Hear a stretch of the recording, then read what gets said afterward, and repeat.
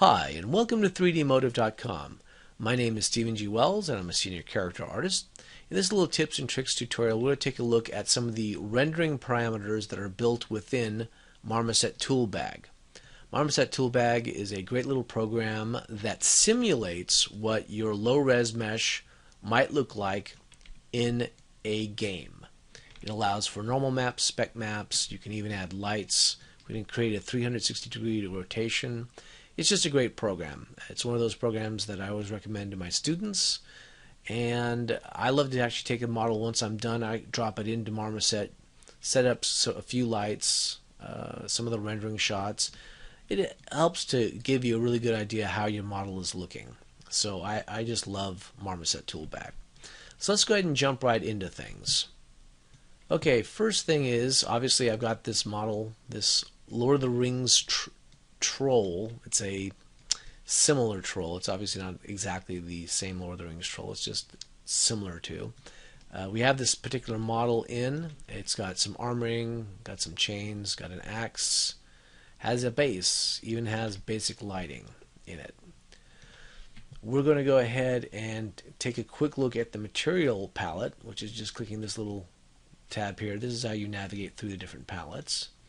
In the material palette, as you can see, the axe posed, if I click on it, it briefly illuminates, so we know what model that was. If I click the armor, it switches to the armor material, as you can see. If I click troll body, it switches to the troll material, and the ground, it switches to the ground material. Now the ground actually has a bit of an alpha on it, that's why it fades out at the edges.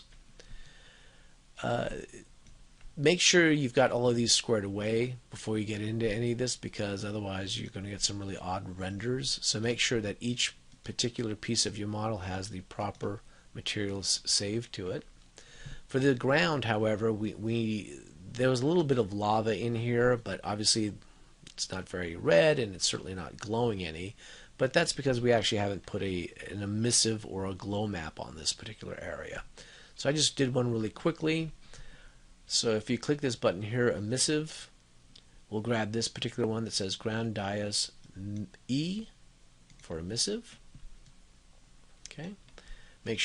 Please make sure you're on the ground material when you do this, or your particular alpha when you do this, or whatever needs an emissive. Make sure you're on the proper material. If you drop the emissive on the axe, for instance, well, it glows on the axe, but obviously it's glowing based on what this map is going to be here, and we don't obviously want to glow on the axe. So I want to go ahead and clear this. Make sure you select, in this case, the ground material, and we're going to go ahead and turn on the intensity. Now, as you can see, this does start to make this stuff glow really nicely. I'm just going to go ahead and crank it up, and there we go. We have a nice glow map on it. Gives it a little something, a little more pep to the scene, and makes it a little more interesting. By the way, if you actually want to see what the glow map looks like, you can click this little P, and this gives you a preview. This is what the actual glow map looked like. In fact, you can do that with any of your textures here. With the ground, you select that out. This is what the ground texture looked like. This is a very old model. I use this a lot of times in class when I'm teaching students, because it's a fun model for them to get to play with, to design their own trolls with their own bases. They actually sculpt in a bunch of different rocks and things like that, and then they get to play with their particular weapons.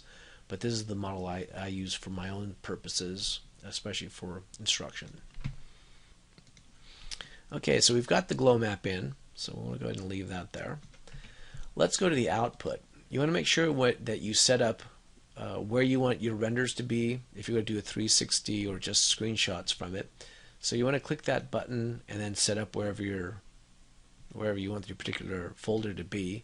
Mine actually has a renders folder. A couple things you want to know with your screenshot right here. If you want your screen to capture basically the view you see, you want to make sure that this enlargement says none. If you want this to be something that's going to be high resolution, you want to make sure it captures a very large size. If you merely left click and hold, you'll see that you now see the 2x, 3x, 4x, or 5x. Basically, that's 2 times the size, 3 times, 4 times, 5 times. Okay, usually for most of my renders, none works fine, but I can see where a lot of people will go up twice as much, or sometimes as three times as much. Okay, so we'll go ahead and just leave that as a default for now. What we're trying to show you is to use as much default as possible, because Marmoset is pretty good at just the default settings, so I try to use that wherever possible. For the 360-degree shot, this says what's the image count. Well, right now the default is 32. If it's 30 frames a second and you want to say 10 seconds, then obviously you want to crank this up to say 300. That would give you 10 seconds. And you can decide if you want clockwise or counterclockwise when it does rotation around, etc. We're not going to actually render out that particular part of it, the animation, the rotation around, but that's one way to go ahead and do it. By the way, I'm rotating by holding down my Alt and left mouse. Okay, if I hold my right Alt, I can zoom in and zoom out. If I hold my middle mouse and Alt, I can pan around. Okay, it's the same controls as Maya. Maya users will really enjoy that, I'm sure. Again, so we've got our materials set up. We want to make sure we save the mesh and materials. Let's go to our view.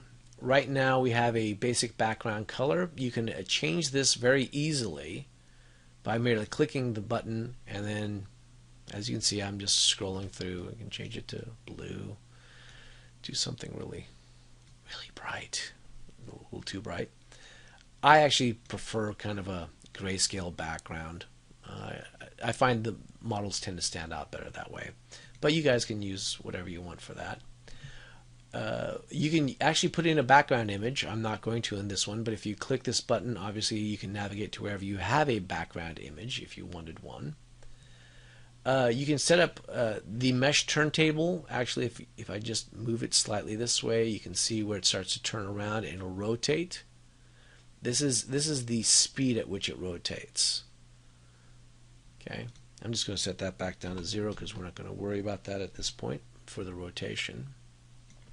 You can actually make the sky rotate around. Let's say we'll just do it really quickly, and there's the sun. The sky will be rotating around your model. So if you rendered this out, you'd see how it affects everything on your model with just the shadows. Okay, let's just go ahead and clear that. And we're going to readjust some lighting anyway, so don't worry about that. And you can also do the same with your camera and make it rotate around. I'm not going to for this, but you can. You can turn on your wireframe on your model with this button right here, wireframe. You can also outline it. If I turn off the wireframe and outline, you can see what outline does. It's basically outlining all the major features. If I turn that off and turn on wireframe, you can see it will show everything in a tessellated wireframe mode. You can actually adjust the color right here with wireframe color. You can actually stick it to white if you wanted. It's kind of harsh. Could turn it to solid black if you wanted. You can also fade the strength on this. You see this here, right? What wireframe strength? You can actually, make it really dense or make it kind of light, so you can still see your model and yet still see that it's wireframe. And if you were showing this off to potential employers, you can show that it's very low poly. They'd probably really enjoy that. I'm going to go ahead and turn that one off. This actually already has a floor, this particular base to it, but if this model didn't, you could just click on the floor button and it would actually create some shadowing for you, some basic shadowing in a kind of grayscale mode. For the light, we have a pine forest right now, the sky setting. You can actually just left click and hold and you can see all the different parameters, and there are a lot of them to go through. Right now it's on the pine forest. I'm just going to adjust the sky rotation, and all you have to do is click and hold this slider. You can actually adjust the lighting. But we're going to actually add in a couple of lights. So right here is this add light button. I'm just going to click it. You get a default light right here. If I rotate the model around, you can see that it's positioned into a default, and it has an actual kind of a pink light to it. So I can now just left click, hold, and drag and move that around. I can click and drag it and move it around. I can basically position it where I think it's going to benefit the model the most. In this case, I'll actually pull it towards the front a little bit. I want some of that pinking in on the skin. but I also want to turn down the intensity. It's a little bright, so I'm just going to adjust the intensity a little bit here. I'm going to add in another light. This is a green, comes in as a default. I'm going to position that so it's more over here, just to give it a little lighting. There we go. And I'm also going to change the intensity on that a little bit. Doesn't look like I'm doing a lot with that, but I actually am. It's actually lending in a lot of color into that. I can click on either one of these at any time, of course, and change things. If I want to pull the intensity up a little bit on the pink, I could do that. I'm going to add another light. This one I'm going to pull down and underneath the model. I'm going to actually kind of locate it where the lava is showing, basically, more or less. I'll just pull it down a little bit there. And I'm going to change the color very simply by clicking on this little color box. I'll change it to a nice red. I want it to be kind of an intense red. I'm also going to adjust this up a little bit.